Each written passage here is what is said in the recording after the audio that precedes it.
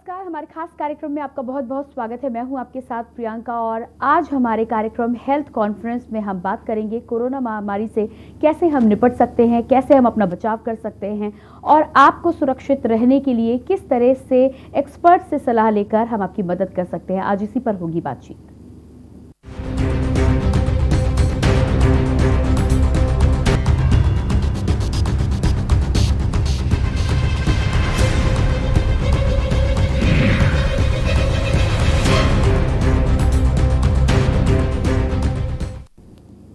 दुनिया के करीब सभी देश कोरोना वायरस के खिलाफ जंग लड़ रहे हैं। ये महामारी अब तक 20 लाख से ज्यादा लोगों की जान ले चुकी है। कोरोना के वैक्सीनेशन की शुरुआत के बाद भी राहत की खबरें आना शुरू नहीं हुई हैं। एक नए तरह की कोरोना वायरस की दस्तक ने पूरी दुनिया में हाहाकार मचा रखा है। कोरोना की मार से हिंदुस्तान के हर शहर और गांव कराह रहा है। मास्क, वैक्सीन, जांच, इन तीनों को लेकर लोगों के मन में कई तरह के सवाल हैं। कोरोना के नए लक्षणों ने भी लोगों को परेशान कर रखा है। इस महामारी के दौर में नई आफत के रूप में ब्लैक फंगस लोगों को बुरी तरह से प्रभावित कर रहा है। एक तरफ बीमारी लोगों को परेशान कर रही है तो वहीं दूसरी तरफ मानसिक रूप से लोग कमजोर नजर आ रहे हैं। लोगों के मन में कई तरीके के सवाल जन्म ले रहे हैं। अपने इस खास कार्यक्रम के माध्यम से ऐसे ही सवालों के जवाब जानेंगे डॉक्टर्स के खास पैनल से, जिसमें देश के शीर्ष डॉक्टर लोगों की जिज्ञासा के मुताबिक लोगों के सवालों के बारे में उन्हें जानकारियां देंगे। सवालों की अगर बात की जाए तो मुख्य रूप से आज के कार्यक्रम में जानेंगे कोरोना वैक्सीन की पहली डोज लेने के बाद यदि कोई पॉजिटिव पाया जाता है तो उसे दूसरी डोज कब लगवानी चाहिए। इसके अलावा बच्चों को कैसे सुरक्षित रखा जाए, क्या गर्भवती महिलाएं वैक्सीन ले सकती हैं, ये हमारा अगला सवाल होगा। इसके साथ ही साथ कोरोना महामारी से निपटने के लिए जो सबसे प्रचलित दवा है आइवरमेक्टिन दवा पर क्या सलाह है डॉक्टर्स की। आइवरमेक्टिन दवा को कोविड के इलाज के रूप में क्या लिया जा सकता है। साथ ही साथ क्या रूस की स्पुतनिक वैक्सीन को किसी अन्य कोरोना वैक्सीन के साथ इस्तेमाल में लाया जा सकता है। ये तमाम ऐसे सवाल हैं। कोरोना वैक्सीन की पहली डोज लेने के बाद यदि कोई पॉजिटिव हुआ तो उसे दूसरी डोज कब लगवानी चाहिए।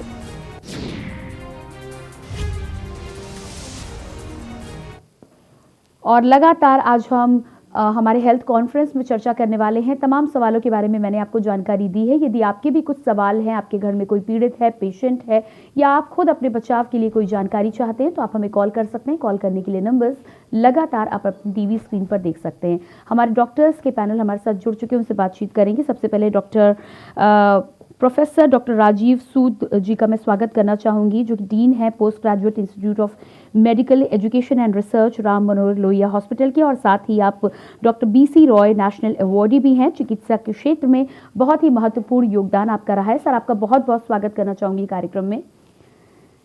इसके साथ ही साथ डॉक्टर अरुण शर्मा रेडियोलॉजिस्ट भी हमारे साथ जुड़े हैं, आपका भी बहुत बहुत स्वागत है। और साथ ही साथ डॉक्टर अरविंद कुमार वरिष्ठ चिकित्सक कानपुर भी हमारे साथ है। सर, आपका भी बहुत बहुत स्वागत है कार्यक्रम में। सबसे पहले डॉक्टर राजीव आपके पास ही आऊंगी और कोरोना को लेकर जैसे कि मैंने जानकारी दी कि चारों ओर इस समय हालात खराब हैं। एक तरफ जनता भय में है, दूसरी तरफ जो सवालों के जवाब जनता चाह रही है, कई बार डॉक्टर्स के गाइडेंस के अभाव में उन्हें उन सवालों के जवाब नहीं मिल पाते। हमारे इस कार्यक्रम के माध्यम से हम लगातार लोगों को न केवल जागरूक कर रहे हैं बल्कि वो महत्वपूर्ण जानकारी भी पहुंचाने का प्रयास कर रहे हैं जिसके माध्यम से उनकी घर बैठे मदद हो सके। पहला सवाल तो आपसे यहाँ पर यही करना चाहूंगी कि कोरोना को लेकर जिस तरह से आज के हालात हैं, ये सवाल कि क्या कोरोना का ये पीक है या अभी भी और कुछ आना बाकी है। देखिए, आपका ये जो सवाल है ये हर व्यक्ति के जहन में है कि ये पीक है या ये पीक खत्म हो गया। आपको ये बता दें पहले एक बैकग्राउंड कि जब स्पेनिश फ्लू आया था, पिछला बड़ा पेंडेमिक, उसके अंदर 3 पीक आए थे, 3 वेव्स आई थी। और इसलिए इसको ये मानना कि ये पीक है या नहीं है, ये पीक तो है। और अभी दिल्ली में, उत्तर प्रदेश में, कई जगह पे, महाराष्ट्र में डिक्लाइन शुरू हो गया सेकेंड वेव के अंदर केसेस का। और जो आपका बाकी तीसरी वेव आने के भी चांसेस हैं। हम लोग पहली वेव आने के बाद काफ़ी रिलैक्स हो गए थे, डॉक्टर्स ने लगातार वार्निंग दी, और जो हमारा कोरोना अप्रोप्रिएट बिहेवियर था, मास्क पहनना, हैंड हाइजीन, सोशल डिस्टेंसिंग, इसको रिलैक्स हो गए लोग। अभी आप देखिए हमारे सामने एग्जाम्पल था, यूके का एग्जाम्पल था, यूएसए का एग्जाम्पल था, यूरोपियन कंट्रीज का था, जहाँ सेकंड वेव आई थी फिर भी हमने लेसन नहीं लिया। और हम लोग और हमारे जो एडमिनिस्ट्रेशन है वो भी थोड़ा सा रिलैक्स हो गया। डॉक्टर्स ने लगातार वार्निंग दी कि सेकंड वेव आ सकती है, सेकंड वेव आएगी। और इसी तरह मैं आज आपको बता रहा हूँ थर्ड वेव भी आएगी। और जहां तक पीक का सवाल आप पूछ रहे हैं, हाँ ये कई जगह पीक आ गया है, कई जगह पीक आ रहा है। और हम लोग जो इस टाइम देख रहे हैं कि नंबर ऑफ पॉजिटिव केसेस नीचे जा रहा है, पर डेथ्स ज्यादा है। पर डेथ्स रिफ्लेक्ट करती है कि आज से 2 हफ्ते पहले क्या हुआ था। और वो लोग जो सीरियस हुए हैं वो लोगों की डेथ्स हो रही हैं। और धीरे धीरे ये भी नीचे आएगा। और जैसे ही जो भी वेव आती है उसमें एक आईआईटी ने ये फार्मूला सामने दिया था पहले से ही, फर्स्ट वेव में भी दिया था कि फरवरी तक आपके डिक्लाइन हो जाएगा। और अब फिर से दिया था कि जब ये पीक आएगा, जितनी तेजी से पीक आएगा उतनी तेजी से ही ये गिरेगा, इसका इसका ग्राफ कोरोना का। तो ये अच्छी एक खबर है कि कई जगह कोरोना के जो केसेस हैं वो कम हो रहे हैं और पीक जो है वो एक खत्म होने के कगार पे है। जी, बिल्कुल। सर यहाँ पर आपसे जानना चाहेंगे, सेकेंड वेव की बात हुई है, कहीं न कहीं फर्स्ट वेव के को भारत ने संभाल लिया था। दूसरी वेव में जिस तरह से हाहाकार हुआ है, जिस तरह से मौतें हुई हैं, कहीं न कहीं लापरवाही हो गई या हम तैयारी नहीं कर पाए। अब हमारे पास जो थर्ड वेव की हम बात कर रहे हैं, यदि हमारे पास इन्फॉर्मेशन है, जानकारी है, तो सबसे पहले तो कैसी होगी ये थर्ड वेव? क्या बच्चों के लिए और महिलाओं के लिए जो प्रेडिक्शंस किए जा रहे हैं वो सही होंगे? दूसरी बात ये कि आपकी राय यहाँ पर लेना चाहूँगी कि हमें किस तरह से तैयारी करनी चाहिए कि जो स्थिति आज है वो स्थिति हमें दोबारा थर्ड वेव में ना झेलनी पड़े। देखिए जो फर्स्ट वेव थी वो उसके अंदर जो कोमोर्बिडिटी वाले लोग थे और जो एजेड लोग थे उनके बारे में ज्यादा खतरा समझा गया था और ये हुआ भी। और जो भी आपकी यूरोपियन कंट्रीज है, यूएसए है, उसमें जो एल्डरली पेशेंट थे जिनकी उम्र ज्यादा थी या जिनको कोमोर्बिडिटी, उनकी डेथ ज्यादा हुई। उसके बाद इन लोगों को सब जगह इंडिया में भी सबसे पहले एल्डरली को और कोमोर्बिडिटी और फ्रंट लाइन वर्कर्स को कवर किया गया इसमें वैक्सीनेशन के अंदर। और उसके बाद जो वेरिएंट आया, एक तो ये हुआ कि हमने जो कवरेज की थी वो नीचे यंग लोगों को और बच्चों को तो बिल्कुल भी नहीं की थी। दूसरा जो वेरिएंट आया जो वो भी यंग पॉपुलेशन को और इवन बच्चों को और इन्फेंट्स को, इवन 1 साल से भी छोटे बच्चों को भी कोरोना हुआ और मॉडरेट से सीवियर कोरोना हुआ। और थर्ड वेव जो आएगी वो बच्चों के लिए बहुत ही खतरा है और यंग पॉपुलेशन के लिए बहुत ही खतरा है।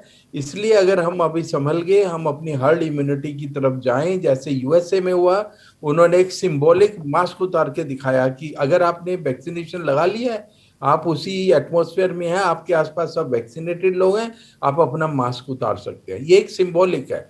और इसी तरीके की कंडीशन इंडिया में आने के लिए अभी 4 से 5 महीने या 6 महीने और लग जाएंगे क्योंकि हमारी पॉपुलेशन बहुत बड़ी है।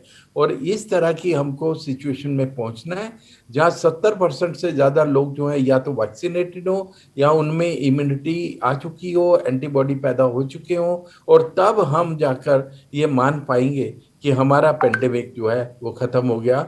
नहीं तो इसकी वेव्स तीसरी तो क्या चौथी वेव भी आ सकती है। हमको पब्लिक को संभलना होगा। और एडमिनिस्ट्रेशन ने को जो खामियां दिखी हैं अभी और जिसके बारे में पहले आगाह किया गया था पर एक ढीला एटीट्यूड था, उस तरह का एटीट्यूड अगर नहीं होगा तभी हम इस वेव को संभाल पाएंगे। नहीं तो तीसरी वेव दूसरी से भी ज्यादा खतरनाक हो जाएगी क्योंकि ये बच्चों को और यंग जनरेशन को जब अटैक करेगी, पूरी इकोनॉमी पे, पूरे जीडीपी पे, हर चीज पे इसका इफेक्ट होगा और हेल्थ स्ट्रक्चर जो है दोबारा से चरमरा जाएगा। अभी हम बहुत मुश्किल से उभर रहे हैं और हमको बहुत ही ध्यान से आगे चलना है। जी बिल्कुल, आप सभी से रिक्वेस्ट करूंगी, आप सभी बने रहिएगा हमारे साथ। यहाँ पर हम एक छोटे से ब्रेक के लिए रुकेंगे और अपने दर्शकों को लगातार बताना चाहूंगी कि हमारे आज के कार्यक्रम के माध्यम से तमाम ऐसी जानकारी कोविड से जुड़ी हुई आप तक पहुंचाने का हम प्रयास करें। यदि आपके कुछ सवाल है तो आप हमें कॉल कर सकते हैं। कॉल करने के लिए नंबर्स लगातार आप अपनी टीवी स्क्रीन पर देख सकते हैं। फिलहाल रुकेंगे एक छोटे से ब्रेक के लिए, जल्द हाजिर होते हैं।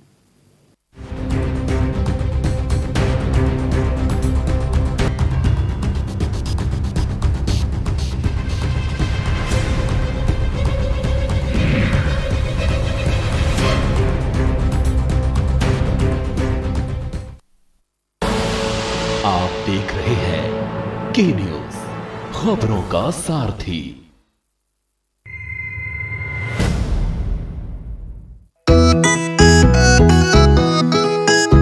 सबको टीका लगवाना है, कोरोना को हराना है। टीके की सुरक्षा अपना कर सुरक्षा चक्र बनाना है।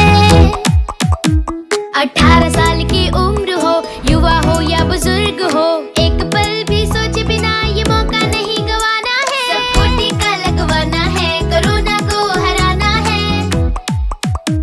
टीका लगने के बाद भी सुरक्षा को अपना कर भी मास्क फिर भी लगाना है, 2 गज की दूरी निभाना है। सबको टीका लगवाना है, कोरोना को हराना है। मैंने कोविन एप्लीकेशन से अपना रजिस्ट्रेशन कराया और आज मेरा अपॉइंटमेंट मिल गया। पीजीआई में सब कुछ बहुत अच्छे तरीके से हुआ।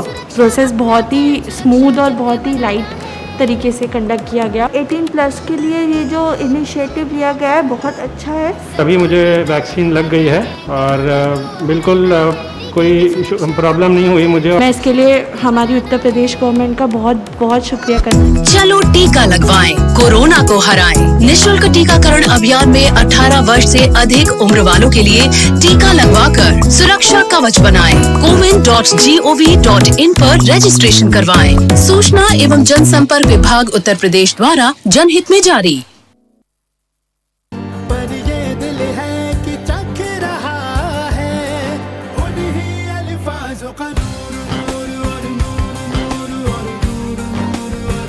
दूर कितना भी जाओ, इस जुबान से दूर ना जा पाओगे।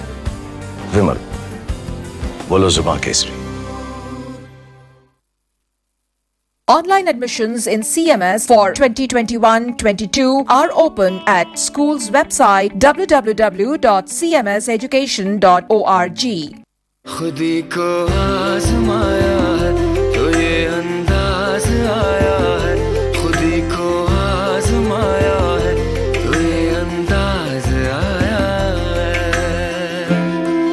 तुम में भी मैं हूं, शुद्ध प्लस पान मसाला। आप देख रहे हैं के न्यूज, खबरों का सारथी।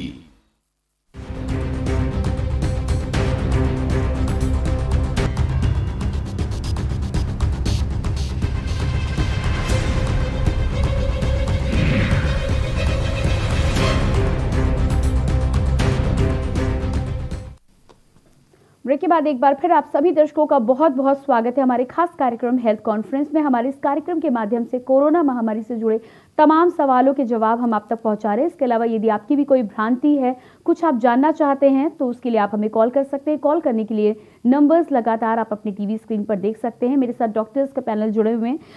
प्रोफेसर डॉक्टर राजीव सूद, डीन RML हमारे साथ जुड़े हुए हैं दिल्ली से। साथ ही साथ डॉक्टर अरुण शर्मा, रेडियोलॉजिस्ट भी हमारे साथ जुड़े हुए हैं, और डॉक्टर अरविंद कुमार, वरिष्ठ चिकित्सक कानपुर भी हमारे साथ जुड़े हुए हैं।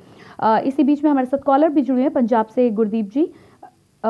उनसे बात करेंगे और जानेंगे कि क्या जानना चाहती हैं। जी गुरदीप जी, बहुत बहुत स्वागत है आपका कार्यक्रम में। शायद संपर्क हमारा टूट चुका है। आगे बातचीत करेंगे और मैं आपके पास आना चाहूँगी डॉक्टर अरुण। इस समय जितने भी कोविड पेशेंट्स आ रहे हैं, ज़्यादातर लोगों को CT स्कैन कराने के लिए, HRCT से कराने के लिए बोला जा रहा है। इसमें कई बार लोगों के सवाल ये भी उठ रहे हैं कि क्या ये CT स्कैन इतना ज़रूरी है। मैं आपसे ये जानना चाहती हूँ कि क्या CT स्कैन वाकई में हमारे पास आखिरी ऑप्शन है या इसका और कोई विकल्प हो सकता है, क्योंकि अक्सर जब हम गाँव के मरीजों की बात करते हैं तो पैसे की दिक्कत एक बड़ी समस्या रहती है। साथ ही साथ जो व्यक्ति काफ़ी दिनों से लॉकडाउन के समय से काम भी नहीं कर पा रहे हैं, उनके लिए एक बड़ा खर्चा करना CT स्कैन के रूप में मुनासिब नहीं हो पाता है। तो क्या ये आखिरी ऑप्शन है, और अगर नहीं है तो इसका क्या दूसरा विकल्प है जिसके माध्यम से हम कोविड की जांच कर सकते हैं यदि RT-PCR के माध्यम से हमें सही टेस्ट नहीं पता चल रहा है? तो देखिए, इसमें 2-3 बातें हैं जो कि बहुत ध्यान देने लायक है। एक तो जो माइल्ड केसेस हैं कोरोना के, जिनमें कि स्मेल गई है, सूंघने की शक्ति गई है, या थोड़ा सा जुकाम है, थोड़ी बहुत खांसी है, तो ऐसे मरीजों को तो केवल RT-PCR करके आइसोलेशन में चले जाना चाहिए और अपनी जो भी डाइट है उस पर ध्यान रखें। बाकी और कोई बहुत ज़्यादा करने की ज़रूरत नहीं है उनको। बस उनको यही करना है कि आइसोलेशन में रखें जिससे कि दूसरे लोग इन्फेक्ट ना हो। और दूसरे लोग वो हैं कि जिनकी की सीवियरिटी थोड़ी सी ज़्यादा है ना, जो जिनको कि लंग इन्वॉल्वमेंट, जैसे जिनकी संभावना ऐसी है कि जिनको लंग इन्वॉल्वमेंट जैसा लगता है जैसे डिस्निया हो रहा है, उनको सांस उनकी फूल रही है, और उनको यदि सैचुरेशन उनका 90 से बिलो जा रहा है तो उन लोगों को चिंता करने की ज़रूरत है। और उन लोगों को सबसे पहले RT-PCR करा ही लेना चाहिए। RT-PCR में भी बेसिकली क्या है कि 20-30% तो RT-PCR भी आपको सही रिपोर्ट नहीं दे पाता, वो नेगेटिव हो जाता है। तो इसीलिए उसके लिए फिर आप जाइए, फर्दर जाइए, एक सिंपल एक्सरे करा लीजिए, एक सिंपल डिजिटल एक्सरे करा लीजिए। उसी से आपको आइडिया हो जाएगा कि लंग का इन्वॉल्वमेंट कितना है गांव की जनता के लिए जी। और तीसरी बात यह है कि गांव के लोगों को सबसे पहले ये है कि मास्क वगैरह का तो उनके पास अवेयरनेस उतनी नहीं होती है, लेकिन गांव में जो भी अंगोछा है या कुछ और धोती है तो अपना जो भी है मास्क टाइप का जो भी उनको कुछ लगता है उसको बांध के, मफलर है, ये सब चीज़ें उनको आपको बांध के रखना चाहिए, जिससे कि नाक और मुंह जो एंट्री पॉइंट हैं कोरोना के उनको आप ब्लॉक कर दीजिए। तो ये कर सकते हैं वो, और एक्सरे से काफ़ी आइडिया लग जाएगा। बाकी तो जिस डॉक्टर के पास जाएंगे वो आपको असेस कर लेगा कि आपको भर्ती होने की ज़रूरत है कि नहीं है और कितना वो है। सीटी स्कैन वो बहुत लास्ट की चीज़ है ना। सीटी स्कैन उतनी इम्पोर्टेंस नहीं है, लेकिन सीटी स्कैन जब जरूरत पड़ती है, जब आपको एक्सरे भी नेगेटिव हो जाए, PCR भी नेगेटिव हो जाए, then you go further for CT scan. जी बिल्कुल, आपके पास वापस लौट कर मैं आऊंगी। इसी बीच नोएडा से हमारे साथ कॉलर बरखा जी जुड़ी हुई हैं। जी बरखा जी, बहुत बहुत स्वागत है आपका। मैडम, मेरे को डॉक्टर राजीव सूद से बात करनी जी बताइए। हाँ, मेरे को मैडम 8 मार्च को मेरे को कोविशील्ड लगी थी जी। उसके बाद मुझे कोरोना हो गया है अप्रैल में, 10 अप्रैल में जी।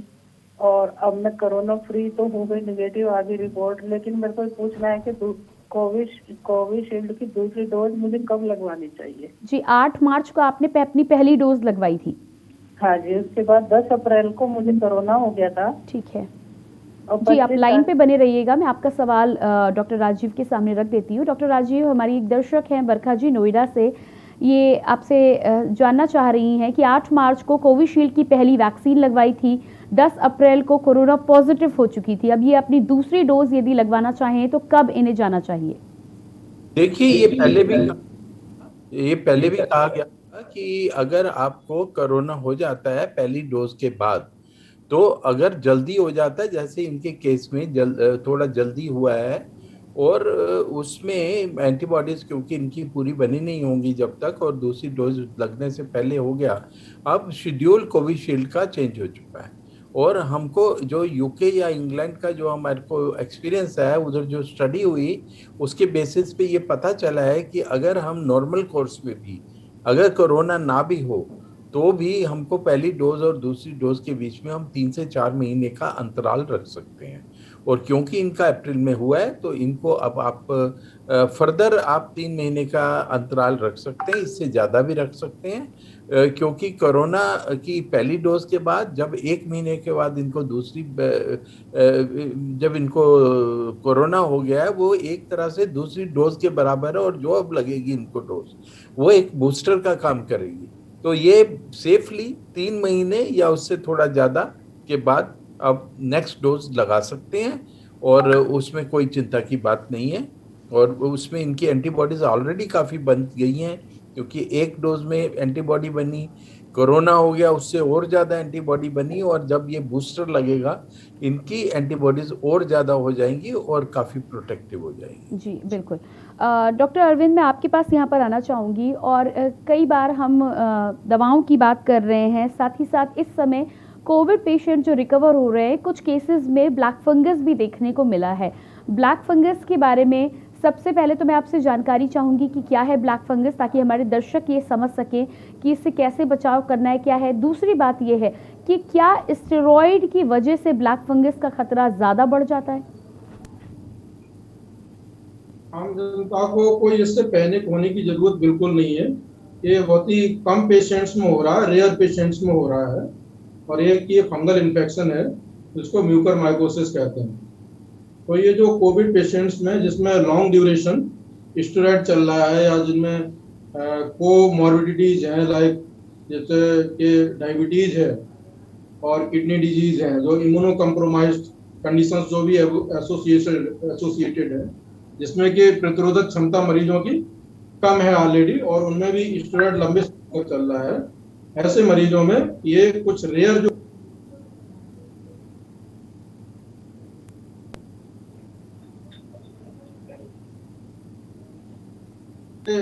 लक्षण हैं, लक्षणों में जैसे कि सिर में दर्द होना और आंखों में सूजन आना, चेहरे में दर्द होना, नाक के आसपास दर्द होना और कालापन होना आंख के आसपास और नाक के नीचे आसपास जो है वहाँ कालापन होना और दर्द होना, ये मेनली लक्षण है इसके म्यूकरमाइकोसिस जो फंगल इन्फेक्शन जो हो रहे हैं, ब्लैक फंगस, उसके ये लक्षण है। लेकिन इसको लेकर के कोई भी पैनिक होने की जरूरत नहीं है। जी, अक्सर कहा जाता है कि स्टेरॉइड्स जो पेशेंट को दिया जाता है इन्फेक्शन को कम करने के लिए, उनके लिए खतरा ज्यादा होता है, उन्हें किस तरह से बचाव करने की जरूरत है? बचाव में बस यही, अपना वातावरण साफ रखें और डॉक्टर के संपर्क में रहें। आप अपनी मर्जी से कोई भी स्टेरॉइड वगैरह ना लें। जी बिल्कुल। और अपनी जो शुगर है उसको कंट्रोल रखें। जी बिल्कुल, आपके पास वापस लौट के आऊंगी। डॉक्टर राजीव, आपके पास यहाँ पर आऊंगी। और कोरोना को लेकर हमने पीक की बात की है, थर्ड वेव की बात थी। एक महत्वपूर्ण प्रश्न यहाँ पर ये भी उठता है कि कोविशील्ड और कोवैक्सीन जो भारत ने बनाई है, जो भारत में अवेलेबल थी, अब उसके अलावा बाहर की विदेशी कई वैक्सीन्स का यहाँ पर जिक्र हो रहा है और कई राज्य उनको खरीदने के लिए आगे बढ़ भी रहे हैं, चाहे स्पुतनिक की बात हो, मॉडर्ना की बात हो या जॉनसन एंड जॉनसन की दवाओं की बात हो। सबसे पहला सवाल तो मेरा ये है कि क्या भारत में जो टेम्परेचर है -20 डिग्री का, वो मेंटेन करना पॉसिबल होगा? उसके साथ ही साथ अब बात ये भी हो रही है कि स्पुतनिक हो या कई अन्य दवाइयाँ वो मेडिकल स्टोर पर उपलब्ध होंगी। क्या मेडिकल स्टोर पर लोगों को दवाएं उपलब्ध होना इंडिया में फंक्शनल हो पाएगा? देखिए, आप कोई भी वैक्सीन है वो जब तक उसको इजी अवेलेबिलिटी नहीं होगी, उसको पहुंचाना, इतनी बड़ी पॉपुलेशन है इंडिया की 1.3 से 1.4 बिलियन की, उसमें पहुंचाने के लिए आपको वैक्सीन्स को अवेलेबल कराना पड़ेगा और हमारी जो रूरल एरियाज हैं वहाँ तक ले जाना पड़ेगा। जब पोलियो अभियान चला था तो हम लोग वैक्सीन को हर जगह पहुँचाया था, अभी भी पहुँचा रहे हैं और इसको पहुँचाना बहुत बड़ी बात नहीं है। अब आपने टेम्परेचर की बात की, टेम्परेचर सारी वैक्सीन्स के लिए एक जैसा नहीं है, ये फैसिलिटी पे डिपेंड करता है। जहाँ पे आपको फैसिलिटी है -20, इवन -50, -70 की, वहाँ पे आपकी ये जो वैक्सीन्स हैं, कुछ वैक्सीन्स वहाँ पे रहेंगी, कुछ वैक्सीन्स आपकी रूम टेम्परेचर पे रहेंगी और ऐसा नहीं है कि इनको हर जगह रखना पड़ेगा। उस टेम्परेचर से निकालने के बाद इनकी शेल्फ लाइफ कम हो जाती है। मतलब अगर वैक्सीन को मान लो 2 महीना रहना है उस टेम्परेचर पे, वो बाहर निकालने के बाद वो 3 दिन 7 दिन रहेगी। तो इसलिए आपको एक कोल्ड चेन को मेंटेन करना ये तो एक चुनौती है और इसीलिए वैक्सीन को जब 2 से 3 वैक्सीन अब अवेलेबल हो चुकी हैं और अभी 5 वैक्सीन की और बात चल रही है और भारत में अगर ये सारी वैक्सीन होंगी तो जिस तरह की टेम्परेचर रखने की जरूरत होगी, ये वैक्सीन उस जगह पे तभी भेजी जाएगी अगर उसकी व्यवस्था है। अगर ज़्यादा कम टेम्परेचर की जगह चाहिए तो वही वैक्सीन भेजी जाएगी जो उस पर रहेगी। अब जहाँ तक बात आती है कि वैक्सीन्स को कितनी तेज़ी से हम दे पाएंगे, उसके लिए भी यही बात है कि हम लोगों ने, जैसे आपने यूएसए में मैंने अभी बताया, उन्होंने एक सिंबॉलिक घोषणा की कि अब हमारे 60-70% लोग जो हैं वो वैक्सीनेट हो चुके हैं और इसलिए हम लोग अब मास्क उतार सकते हैं। अगर आपके साथ आपके इंस्टीट्यूशन में आपने सब लोगों को वैक्सीनेट कर दिया तो सब लोग वैक्सीनेट, सब में एंटीबॉडी बन गई। पर अगर आप पब्लिक प्लेस में जाते हैं तो वो यूएसए में भी अलाउ नहीं किया और वो स्टेज इंडिया में आने के लिए अगर हमको जल्दी से जल्दी लानी है, अगले 4-5 महीने में लानी है, क्योंकि इंडिया की पॉपुलेशन जो है, अगर आप यूरोप को भी जोड़ दें, यूएसए को भी जोड़ दें और कई सारी और कंट्री को जोड़ दें तो उसके बराबर जाके बैठती है। तो इसलिए एक बहुत बड़ी टास्क है, बहुत बड़ा पॉपुलेशन है जिसको कवर करना है। अगर हम आज बोलते हैं कि इजराइल के अंदर सारे लोग वैक्सीनेट हो गए, उन्होंने तो मास्क उतार दिए, पर आप ये देखिए इजराइल की जो पॉपुलेशन है वो तो 1 करोड़ है और इंडिया की, दिल्ली की पॉपुलेशन 3 करोड़ है। तो आप उसको वैक्सीनेट करने के लिए और टाइम ज़्यादा चाहिए। तो हम लोग दिल्ली के अंदर 4.5 करोड़ को वैक्सीनेट कर चुके हैं। तो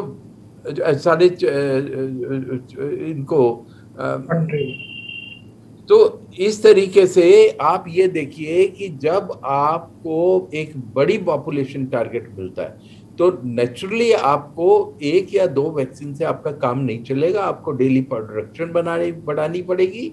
और या हमको जो ज़्यादा कम टेम्परेचर पे वैक्सीन रखी जाती हैं उनको भी लाना पड़ेगा। मान लो बड़ी सिटीज़ हैं जहाँ पे ये उसकी व्यवस्था है रखने की, तो उन जगह पे हम उन वैक्सीन को रख सकते हैं। जैसे दिल्ली में भी मैं आपको बताऊं कि आपको ऑल इंडिया इंस्टीट्यूट के अंदर अलग वैक्सीन मिल रही है, सफदरजंग में अलग है, RML हॉस्पिटल में मिल रही है, कोवैक्सीन मिल रही है। तो इस तरीके से जहाँ पे जिस वैक्सीन को रखने की, स्टोर करने की, मैनेज करने की सुविधा होगी वहीं रखी जाएगी। तो इस बारे में ज़्यादा चिंता करने की जरूरत नहीं है। सरकारी तंत्र जो है और जो मेडिकल मैनेजर्स हैं इसके सारे, वो डॉक्टर्स, वो इसको पूरा ख्याल रखेंगे कि वैक्सीन को उसी टेम्परेचर पे रखा जाए जहां पे उसकी एफिकेसी खत्म ना हो, कम ना हो और सबको वैक्सीन भी मिल जाए। तो जी बिल्कुल, आगे बढ़ेंगे जी। माफ कीजिएगा सर, आगे बढ़ते हैं और देहरादून से सुनील जी हमारे साथ लाइन पर हैं, जान लेते हैं कि इनकी क्या समस्या है। सुनील जी, बहुत बहुत स्वागत है आपका कार्यक्रम में। हेलो जी, अपना सवाल करिए, आप क्या जानना चाहते हैं? मैडम, एक्चुअली मेरी बिटिया को ना कैनवॉक की प्रॉब्लम आ गई थी, तो उसे स्टेरॉइड दी गई है, मेट्रोल जी। तो उसका वैक्सीन का स्लॉट आ रखा है, हमें उसे वैक्सीन लगवानी चाहिए या नहीं लगवानी चाहिए? 20 ईयर ओल्ड है वो। जी बिल्कुल, आप लाइन पे बने रहिए, आपका सवाल मैं रख लेती हूँ। डॉक्टर अरविंद, आपके पास आना चाहूंगी। हमारे एक दर्शक हैं, उनकी बेटी 20 साल की है, स्टेरॉइड्स मेड्रोल दिया गया है उनको, और वो अब ये जानना चाह रहे हैं कि बेटी का वैक्सीनेशन का स्लॉट आ चुका है, क्या वैक्सीन लगवानी चाहिए या नहीं लगवानी चाहिए? अभी बच्चों के लिए वैक्सीन नहीं लगी है ये कोविड वैक्सीन। जी 20 साल की बेटी है। 3 साल है ना? 20 साल 20 ईयर्स 30 ईयर्स 20 अच्छा 20 ईयर्स जी। हाँ 20 ईयर्स वैक्सीन लगवा सकते हैं, लेकिन क्या कंडीशन है उन्होंने कुछ बताइए। एस्टेरॉइड्स उन्हें देनी पड़ी थी, मेड्रोल उन्हें दी गई है संक्रमण को रोकने के लिए। अब वो जानना चाहते हैं कि क्या वैक्सीनेट करवा सकते हैं या नहीं? नहीं, क्या करने की क्या कंडीशन उन्होंने बताई है? जी, उन्होंने ये बताया कि संक्रमण को कम करने के लिए उन्हें एस्टेरॉइड्स मेड्रोल दी गई है। अच्छा। अब वो वैक्सीनेशन करवाना चाहते हैं, कब करवा सकते हैं, कब करवाना चाहिए? नहीं, जो भी स्टेरॉइड नहीं दिया जाता उनको कोई और कंडीशन होगी, उसके लिए उनको स्टेरॉइड दिया गया होगा। तो एक तो ये जो वो कंडीशन है उनको वो एक अच्छे से पता करें क्या उनको कंडीशन है, अपने डॉक्टर से सलाह लें और स्टेरॉइड बंद हो जाए उसके बाद ही वो उसको वैक्सीन को लें जी, तो ज्यादा इफेक्टिव होगी। अदरवाइज इसका इफेक्ट नहीं होगा, जो एंटीबॉडी प्रोडक्शन है वो उसका नहीं होगा वैक्सीन लगने के बाद। तो स्टेरॉइड बंद करने के बाद ही उसको वैक्सीन को लगाएं। तब तक जो प्रिकॉशंस हैं जैसे कि मास्क लगाना और भीड़ भाड़ में न जाना और बिल्कुल अपने को एकदम प्रोटेक्ट करके रखना मास्क से, N95 मास्क लगा करके रहें अगर स्टेरॉइड ले रहे हैं तो, क्योंकि इसमें इम्यूनो कॉम्प्रोमाइज कंडीशन होती है, प्रतिरोधक क्षमता कम हो जाती है जी। तो ऐसे में वो N95 मास्क लगा के रखें और कहीं खुले में, कहीं जहाँ भीड़ भाड़ है या जहाँ पर दूसरे अन्य लोग हैं घर के अलावा, वहाँ अपना मास्क न खोलें, या घर में किसी को और कोई इन्फेक्शन हो गया है तो घर में भी मास्क लगा करके रखें। जी बिल्कुल, आगे बढ़ेंगे और गोरखपुर से अगली कॉलर हमारे साथ शशि जुड़ी हुई है, उनसे बातचीत करेंगे। जी शशि जी, बहुत बहुत स्वागत है आपका। शशि जी, क्या आप मुझे सुन पा रही हैं? अगले कॉलर हमारे साथ शुभम जी जुड़े हुए हैं। शुभम जी, बहुत बहुत स्वागत है आपका। शुभम, क्या आप मुझे सुन पा रहे हैं? शायद संपर्क हमारा ठीक प्रकार से नहीं हो पा रहा है। आगे बढ़ेंगे हम और डॉक्टर राजीव जी आपके पास ही आऊँगी। हम कई दवाइयों के बारे में बात कर चुके हैं, मेडिसिन के बारे में बात की है। DRDO की जो नई मेडिसिन कोरोना को लेकर आई है 2DG ऑक्सी, उसको लेकर मैं आपसे यहाँ पर जानकारी चाहूँगी कि एक तो क्या कोरोना के लिए कारगर है जिस तरह से दावा किया जा रहा है, दूसरी बात ये किस तरह से हमारे शरीर पर काम करती है, कैसे ये राहत पहुँचाती है पेशेंट्स को? देखिए, इसका बेसिक प्रिंसिपल है कि cheat the cheater. Actually corona virus जो है वो हमारे शरीर में जाके हमारे ही सेल्स के अंदर घुस के, जो हमारे रिसेप्टर होते हैं कोशिकाओं के ऊपर, वो गेट की तरह काम करते हैं अंदर जाकर और अपने को डुप्लीकेट करना शुरू कर देते हैं। बहुत रेप्लिकेट करके बहुत सारी अपनी कॉपीज बना लेता है। तो अब उसके लिए एनर्जी की जरूरत होती है। एनर्जी आती है ग्लूकोज से। ये 2G जो है ये एक फॉल्स ग्लूकोज प्रेजेंट करता है उसको, कोरोना के वायरस को, और उसकी वजह से वो उसको न्यूट्रल कर देता है। उस वायरस को वो बढ़ने नहीं देता और उसको रोक देता है। ये इसका प्रिंसिपल है। सो जैसे कोरोना चीट करता है अपने RNA के साथ, हमारी कोशिका का DNA मिला के और अपने आप की कॉपीज बना लेता है बहुत सारी, तो ये उसको उल्टा वो चीट करता है हमारी बॉडी को। ऐसे ही ये इस चीटर को, जो कोरोना है, उसको हम इस दवाई से चीट करेंगे। ये DRDO का प्रिंसिपल है और उसके ऊपर ये बनी है। ये जो इसके ग्लूकोज है उसको नहीं मिलने देगी उसको रेप्लिकेट करने के लिए कोरोना को, और इसके बारे में फास्ट अप्रूवल मिला है।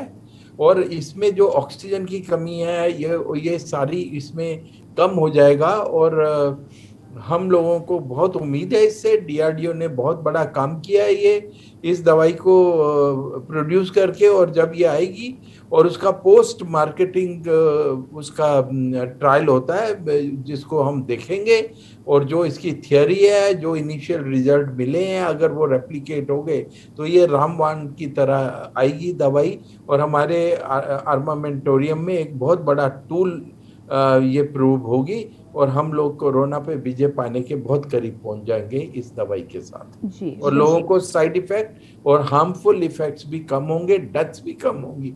अभी तक जो दवाइयां आई हैं जैसे रेमडेसिविर हो या कोई भी दवाइयां जो हम दे रहे हैं, उन सब से या टक्लुज़ोमैब थी या आपकी ये जिसके लिए लोग बुरी तरह भाग दौड़ कर रहे थे, उससे अल्टीमेट सर्वाइवल पे कोई फायदा नहीं हुआ। जितनी डेथ्स हैं उतनी ही डेथ हो रही हैं। हाँ, हॉस्पिटल का स्टे शॉर्ट हो गया था, पर जो कि ये दवाई आई है इससे ये उम्मीद की जा रही है कि इससे ऑक्सीजन की जो ज़रूरत है वो भी कम होगी और हमारे साइड इफ़ेक्ट्स भी कम होंगे कोरोना से, आफ्टर इफ़ेक्ट्स भी कम होंगे, और उसके बाद जो हमारे रिकवरी है और डेथ रेट्स हैं वो कम होंगे, रिकवरी फास्ट होगी। जी बिल्कुल। डॉक्टर अरुण, आपके पास मैं आऊंगी, लेकिन उससे पहले हमारे साथ एक कॉलर, उनसे बातचीत कर लेते हैं। रमेश जी चित्रकूट से हमारे साथ जुड़े हुए हैं। रमेश जी, बहुत बहुत स्वागत है आपका। जी जी जी, धन्यवाद मैम। जी बताएं, क्या जानना चाहते हैं आप? मैम एक रिक्वेस्ट ये था कि यूपी स्टेट गवर्नमेंट से, CM योगी साहब से, कि जितने भी फार्मासिस्ट खाली पड़े हैं करीब 17-18 हजार, जी अगर इनको जो है नियुक्त कर दिया जाता है तो जो ग्रामीण स्तर पे जो है समस्या आ रही है, ये सारी समस्या टीकाकरण और इलाज से लेकर के सारी समस्या हल की जा सकती है। जी बिल्कुल। बहुत जी, कोई भी जो है ध्यान नहीं दे रहा। ये बताइए, आशा कार्यकर्ता जो है जिसको भी एक भी जानकारी नहीं है कि मतलब कैसे क्या जो है टेम्परेचर लेना है, जो प्रशिक्षित फार्मासिस्ट पड़े हुए हैं उनको अगर योगी गवर्नमेंट पूरी तरह जो है कहीं ना कहीं हर एक युद्ध स्तर पर। जी बिल्कुल ठीक कहना है आपका रमेश जी, आपकी बात मुझे पूरी उम्मीद है कि सरकार तक जरूर पहुंचेगी। हमें कॉल करने के लिए बहुत बहुत धन्यवाद। इसी बीच कृष्णा जी कलनार से भी हमारे साथ जुड़े हुए हैं। कृष्णा जी, बहुत बहुत स्वागत है आपका। हाँ जी जी, क्या जानना चाहते हैं? तो डॉक्टर साहब, जैसे हार्ट प्रॉब्लम है, 10-70% ब्लॉकेज बताई थी साल पहले। हेलो जी, अपना सवाल करें आप जल्दी से। हाँ जी हाँ जी, तो 70% ब्लॉकेज बताई थी नस जो हार्ट के लिए, तो उसमें वैक्सीनेशन इंजेक्शन लगवा सकते हैं क्या? जी बिल्कुल। डॉक्टर अरुण, यहाँ पर आपके पास आऊँगी मैं। हमारे दर्शक का सवाल है कि ब्लॉकेज बताई थी और अब वो ये जानना चाहते हैं कि क्या वैक्सीनेशन करवा सकते हैं? 70% हार्ट में ब्लॉकेज बताई थी। बिल्कुल करा सकते हैं जी, के लिए कोई वो नहीं है ना। वैक्सीनेशन तो हर किसी को करानी है, चाहे वो किसी भी मर्ज से पीड़ित है। वैक्सीनेशन तो हर एक किसी को करानी है, बस अपने डॉक्टर से सलाह कर ले, क्योंकि जो मेडिसिन ले रहे हो है ना, बहुत सी ऐसी खून पतली करने की जो मेडिसिन लेते हैं वो 24 आवर्स से 48 आवर्स पहले बंद करनी पड़ती है। जी बिल्कुल। इसके अलावा डॉक्टर अरुण, या माफ़ कीजिएगा, एक और सवाल है। हमारे दर्शक का ये सवाल था और कई लोगों ने ये सवाल किया है, यदि कोई महिला है, लैक्टेटिंग है, बच्चा 4-5 महीने का है, तो क्या वो वैक्सीनेशन करवा सकती है? हमने कहा ना, वैक्सीनेशन तो हर किसी को कराना है। ये यदि प्रेग्नेंट महिला है तो वो भी अपनी गायनेकोलॉजिस्ट के परमिशन लेके उनसे बात करके और वैक्सीनेट करा सकती है। अब कोई ऐसा नहीं है, वैक्सीनेशन के लिए कोई हर्डल नहीं है, हर किसी को करानी चाहिए, चाहे प्रेग्नेंट महिला है चाहे नहीं है। जी बिल्कुल। डॉक्टर राजीव जी, आपके पास भी मैं यहाँ पर आऊँगी। डॉक्टर अरुण जी से हमने जानकारी ली है, लेकिन कई लोगों का ये कहना है कि प्रेग्नेंट महिलाओं के लिए अभी तक रिसर्च पूरी नहीं हुई है। तो जब तक रिसर्च पूरी नहीं हुई है तब तक हमें क्या इंतज़ार करना चाहिए? देखिए, जब भी कोई फास्ट ट्रैक अप्रूवल मिलता है या किसी का अप्रूवल मिलता है, ड्रग ट्रायल का हो या वैक्सीन का हो, उसके अंदर जो सब्जेक्ट्स होते हैं, मतलब जिनके ऊपर ये काम किया जाता है, उसकी इफेक्टिवनेस देखने के लिए उसमें बच्चे, प्रेग्नेंट महिलाएं और लैक्टेटिंग फीमेल्स को अलग रखा जाता है। इसका मतलब ये नहीं है कि वैक्सीन उस पर काम नहीं करेगी। हाँ, अभी इसके ऊपर रिसर्च नहीं हुई है और बच्चों के ऊपर यूएसए में 12 साल से ऊपर के बच्चों पे ये शुरू हो गया है और अभी ये प्रूव नहीं हुआ है कि लैक्टेटिंग जो दूध पिला रही हैं महिलाएं, उनको वैक्सीन दें तो उसके बच्चे पे क्या असर होगा। और इसलिए अगर उनको आप देते हैं वैक्सीन तो उनको लैक्टेटिंग को बच्चे को मिल्क नहीं देना है। और क्योंकि अभी तक रिसर्च नहीं हुई, हम ये नहीं कह रहे उससे कोई हार्मफुल होगा इफेक्ट। और इसी तरीके से अभी प्रेग्नेंट महिलाओं पे भी रिसर्च नहीं हुई है और इसलिए आने वाले टाइम में ये सारी चीज़ों पे देखा जा रहा है। देखिए, जब शुरू में वैक्सीन आई थी तो HIV एड्स, आपकी रूमेटॉइड आर्थराइटिस या बहुत सारी बीमारियां थी जिनमें नहीं दी गई थी और फिर उसके बाद ऐसी स्टडीज आना शुरू हुई और एक एक करके हमने सबको अलाउ कर दिया। इसलिए आने वाले टाइम में बच्चों में, उसके बाद आपकी लैक्टेटिंग महिलाओं में और प्रेगनेंसी में भी ये टाइम आने वाला है बहुत जल्दी कि उनको वैक्सीन दी जाएगी। आज की तारीख में ये थोड़ा अवॉइड करने का सलाह है और अभी ये कोई देगा भी नहीं, क्योंकि जब आप वैक्सीनेशन सेंटर में जाएंगे आपसे पूछा जाएगा कि आप बच्चे को दूध पिलाते हैं या नहीं, वो आप बताएंगे पिलाते हैं। आपसे पूछा जाएगा कि उनको छोड़ सकते हैं दूध पिलाना, उसको आप अल्टरनेट पे डालने के कंडीशन में है या नहीं, और अगर आप बोलेंगे कि हम डाल सकते हैं तो आपको लगा देंगे। इसी तरीके से अभी प्रेगनेंसी के ऊपर काम चल रहा है और बहुत जल्दी हमको उम्मीद है कि उनको भी दिया जा पाएगा, क्योंकि सेकंड ट्राइमेस्टर के एंड में, मतलब जो 3-3 महीने के 3 टाइम होती है, उसके दूसरे के एंड में कोरोना के काफ़ी इफ़ेक्ट्स हो रहे हैं और इसलिए ये एक डिज़ायरेबल है उनको दिया जा सके और उस पर अभी रिसर्च चल रही है। और इसी तरीके से बच्चों का तो काम शुरू हो ही गया है और 12 साल से ऊपर के बच्चों के लिए इंडिया ने भी डिक्लेयर कर दिया है कि अब ट्रायल शुरू हो जाएगा। और इस तरीके से ये 3 कैटेगरीज जो हैं इसके अंदर अभी थोड़ी रिस्ट्रिक्शन है और अभी नहीं है, आपको परमिशन मिलेगी और आने वाले टाइम में इनमें भी मिल जाएगी। बिल्कुल। जी, हमें समय के अभाव के चलते कार्यक्रम को यहीं पर विराम देना होगा। प्रोफेसर डॉक्टर राजीव, आपका बहुत बहुत शुक्रिया हमसे जुड़ने के लिए। डॉक्टर अरुण, आपका भी बहुत बहुत शुक्रिया अपना समय हमें देने के लिए, और साथ ही साथ डॉक्टर अरविंद, आपका भी बहुत बहुत शुक्रिया अपना बहुमूल्य वक्त हमें देने के लिए। साथ ही साथ अपने दर्शकों को भी हम लगातार बता दें कि हमारे इस कार्यक्रम के माध्यम से हमारा लगातार ये प्रयास है कि कोरोना को लेकर जो भी नई जानकारी